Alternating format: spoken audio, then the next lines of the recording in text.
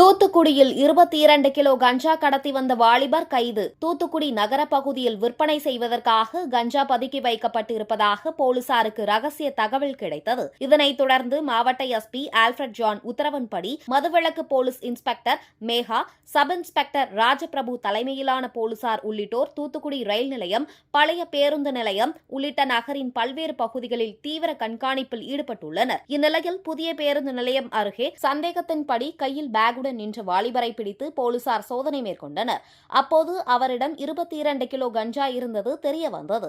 இதனைத் தொடர்ந்து கஞ்சாவை பறிமுதல் செய்த போலீசார் மேற்கொண்ட விசாரணையில் அவர் திருநெல்வேலி மாவட்டம் முனைஞ்சிப்பட்டி கீரன்குளம் பகுதியைச் சேர்ந்த ஜேம்ஸ் செல்வதுரை 25 என்பது தெரியவந்தது. அவரை கைது செய்து தொடர்ந்து விசாரணை மேற்கொண்டு வருகின்றனர்.